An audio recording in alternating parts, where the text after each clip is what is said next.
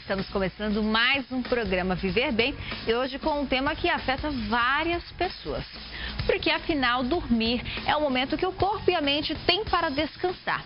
Mas esse momento acaba se tornando um transtorno para algumas pessoas que sofrem com a insônia. A dificuldade em iniciar ou manter o sono pode deixá-las ainda mais cansadas e sonolentas.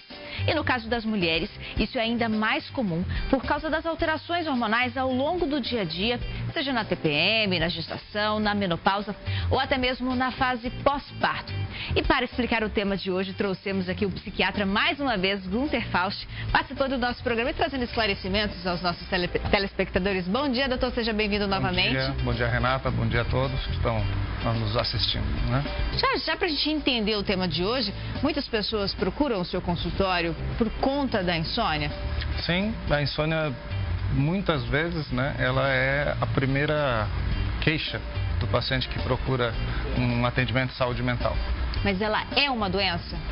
Ela pode ser uma doença, né, primária, que não teria uma outra causa, seria a insônia como manifestação, às vezes, de um comportamento errado no dia a dia, uma rotina errada, né, e que se manifesta como insônia, ou uma insônia secundária a outras doenças, né? Uma insônia secundária a depressão, ansiedade, transtornos na respiração, né, transtornos metabólicos que geram obesidade, várias causas. E existe uma regra, doutor? É necessário que todo indivíduo durma tantas horas por dia? Não existe uma quantidade de horas exatas durante o dia, mas existe uma necessidade individual, né? Tem pessoas que se satisfazem com 6 horas de sono e tem pessoas que precisam de 10, 11 horas de sono. São os dormidores de 10 horas, 11 horas. E que muitas vezes o outro não entende, então significa que cada indivíduo tem a sua necessidade. Cada indivíduo tem a sua necessidade, né? Ela é mais uma função do organismo, ela não é um processo só de repouso, um processo passivo, né? O sono é um processo ativo, onde em determinadas partes, vamos dizer assim, do processo do sono, se gasta até mais energia que em outras fases do dia. E no caso daquelas pessoas, por exemplo, que têm os hábitos noturnos, as pessoas que dormem mais tarde e acabam acordando mais tarde, a questão do relógio biológico. Chamados notívagos, né? É um pouco relativo e pode haver essa compensação, desde que essa compensação seja, vamos dizer assim, muito precisa. Dormir durante o dia num ambiente escuro, né, para propiciar a produção de vários hormônios que são fundamentais para o processo de sono. Doutor, então vamos aqui no plasma explicar para o pessoal de casa os principais tipos de insônia. Temos mais de um tipo que chega no consultório, então? Sim, né? O que é mais frequente são as insônias crônicas, né? Que são secundárias a outros transtornos, outras doenças e que não somente pela queixa da insônia, senão também pelas outras manifestações dos quadros patológicos de base, né? Mas não é o mais frequente. O mais frequente é a insônia transitória, né? Que ela gera vamos dizer assim, uma perda de sono por 1, 2 dias em função de alguma perda, né? Um processo estressante, uma demissão do trabalho. É aquela pessoa com várias noites sem dormir por algum motivo? Não várias, né? Por um período curto, não é considerado um processo patológico, senão uma reação aguda a uma situação de estresse. Certo? Depois nós temos a insônia, pode passar... A insônia de curto período, coloca pra gente explicar então, por favor, produção. Né? Certo, geralmente se considera a insônia de curto período aquela que acontece até 1 mês, entendeu? De noites sem dormir da forma correta. Sem ter um sono de qualidade, um sono mais intenso? Isso é importante a gente relevar, porque insônia não era apenas não dormir, né? Às vezes é a dificuldade da conciliação do sono, né?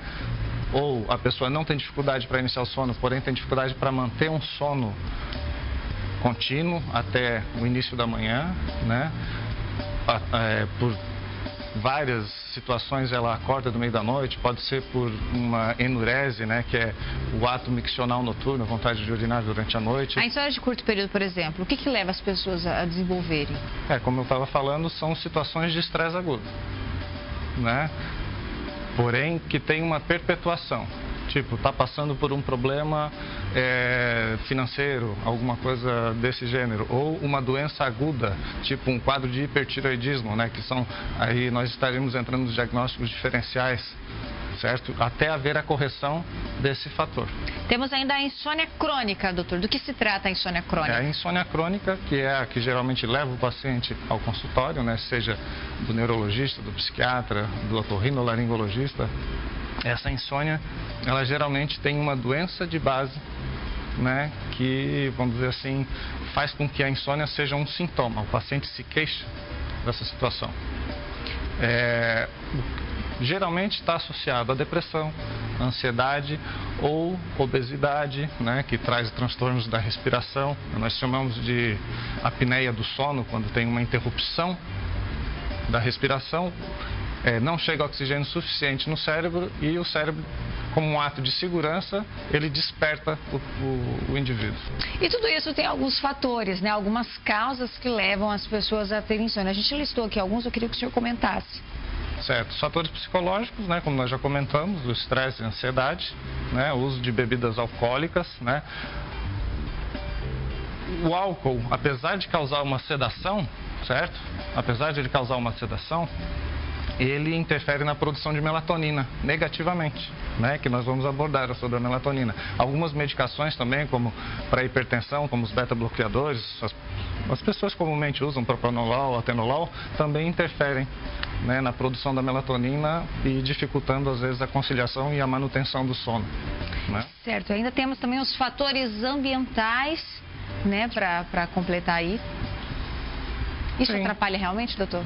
Atrapalha, com certeza, né? Nós podemos considerar fatores ambientais todos aqueles elementos que estão à nossa volta no ambiente do sono, sejam elementos sonoros, visuais, né?